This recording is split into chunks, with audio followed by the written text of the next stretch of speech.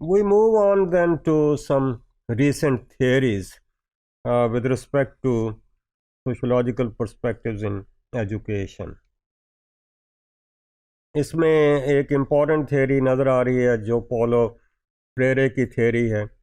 اس نے اپنی ایک کتاب پبلش کی پیڈاگوجی آف دی oppressed. تو اس میں اس نے what he tried to establish was the critical pedagogy movement.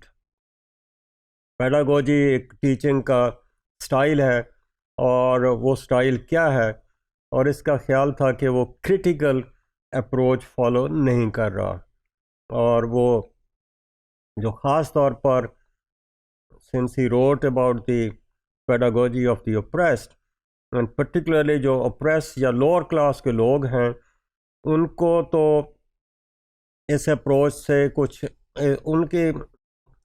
اس کے خیال میں یہ جو لوگ ہیں لوور کلاس کے، ان کو تو جو بتایا جاتا ہے وہی ہے، اس میں ان کے اپنے اوپینینس اس کو سٹیمولیٹ ہی نہیں کیا جاتا، ان کی پرسیپشنز نہیں لی جاتی، وہ اس میں کوئی اپنی کرٹیسزم نہیں دے سکتے. یہ فریرے جو ہے یہ ایک برازیلین ایکٹیوسٹ قسم کا اسکالر ہے. تو اس کا کلیم یہ ہے کہ the schools are not politically neutral spaces, اور اسکولوں میں جو نیوٹرل نہیں ہیں، پولیٹیکلی نیوٹرل نہیں ہیں، یہاں کی جو ٹیچنگ ہے وہ بھی پولیٹیکل ہے. اور یہاں پولیٹیکل یہ ہے کہ جو ایک خاص کلاس کے لوگ ہیں ان کو اور انداز سے ٹیچ کیا جاتا ہے، اور جو اوپریسڈ ہیں لوور کلاس کے ہیں ان کو ایک اور انداز سے. اور یہ جو انداز ہے یہ کو کہہ کر نہیں کیا جاتا. On the face of it schools look neutral, but this is something which is hidden which might be considered something symbolic. So teaching can empower or disempower the students, اور جو already disempowered ہیں they continue to remain as disempowered، اور جو کہ well off family سے آتے ہیں who have some cultural capital then they excel، اور ان کا اپروچ فرق آ جاتی ہے، ٹیچر ان کو اور طریقے سے ٹریٹ کرتا ہے، and that is what he talked about the pedagogy. Therefore اس کے خیال میں educational practice favors some students over others، اور یہ جو چیز ہے favoring some or not favoring the others، this is harmful for the students and the teacher has this power، and this power جو ہے اس کی وجہ سے inequality is there. It continues over there. So critical pedagogical practices include listening to and including students' knowledge and perspectives in the class, making connections between what is being taught in the school and what is in the environment where the school is located, or what is going on in the community where school is located. So posing problems to students and then encouraging them to, let's say, solve them, ask questions so that they can develop their critical thinking and they can develop their understanding of the problems. So Freire actually was trying to, let's say, preach the poor kind of pedagogy of the oppressed.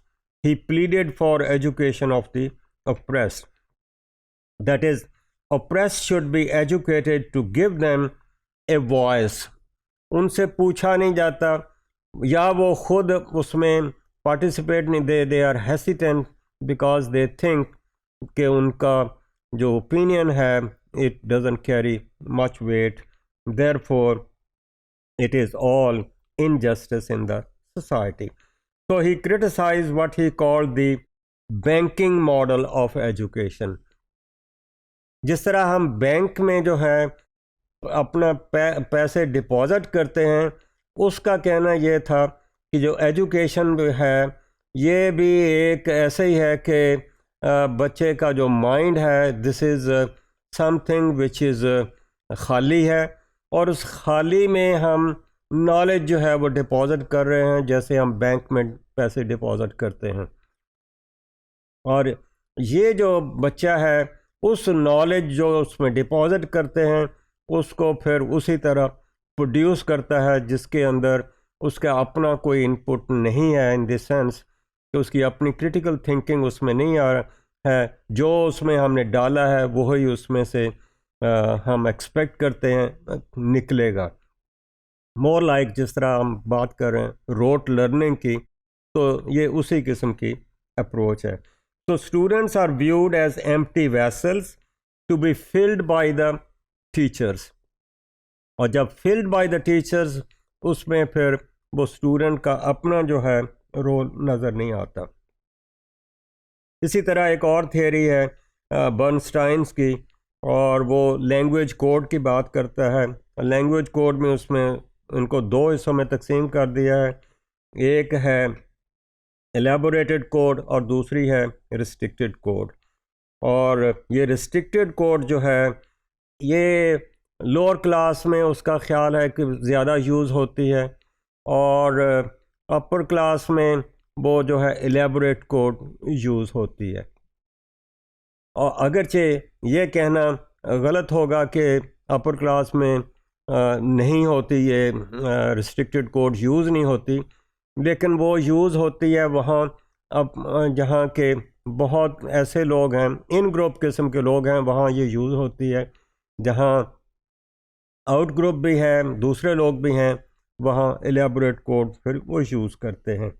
تو یہاں well net groups ہوتے ہیں جو کہ familiar ہیں اس code کو، اور اس میں پھر زیادہ الیبوریشن کی ضرورت نہیں ہوتی، وہ اشارہ کرتے ہیں تو اس میں سمجھ آ جاتی ہے، اور اپنی باتوں میں بھی وہ اسی قسم کی بات کرتے ہیں کہ you know what I mean, you know you understand, جو میں کہہ رہا ہوں، کوئی اس قسم کی باتیں تمہیں سمجھ آ گئی جو میں کہہ رہا ہوں، اشارہ کیا بات آ جاتی ہے۔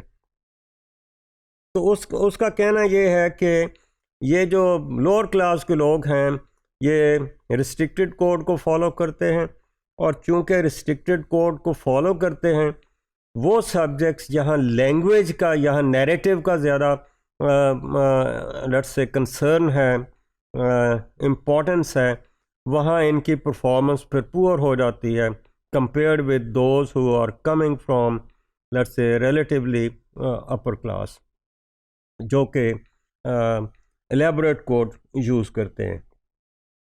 اسکول میں زیادہ جو ہے وہ الیبوریٹ کوڈ یوز ہوتی ہے particularly in the language subjects. تو مڈل کلاس میں، چونکہ مڈل کلاس یا اپر کلاس میں الیبوریٹ کوڈ کو زیادہ پاسبلٹی ہے کہ وہ انکارپوریٹ کرتے ہیں، کہ وہ ان کا انٹریکشن بہت زیادہ لوگوں کے ساتھ ہوتا ہے، they are mobile kind of people, وہ موبائل ہیں geographically, socially as well as culturally, therefore they have a more capability of communication compared with those who use the restricted course. So that is how we see that it has a different impact. اسی طرح ایک اور ہے بورڈو کی cultural capital and symbolic violence کی بات وہ کر رہا ہے۔ اس نے کہا ہے کہ symbolic violence جو ہے it's more like a power which imposes its meanings by appearing neutral or masking where it is coming from. So schools appear to serve everyone, actually they serve those who are cultural, who are well off. So that is how we see یہ جو cultural capital ہے it is more relevant with respect to the upper class. اور یہ cultural capital زیادہ important ہو جاتا ہے for the performance. تو students with higher S C S possess more cultural capital. Cultural capital can be traded for higher status school and later workplace. So that is how it affects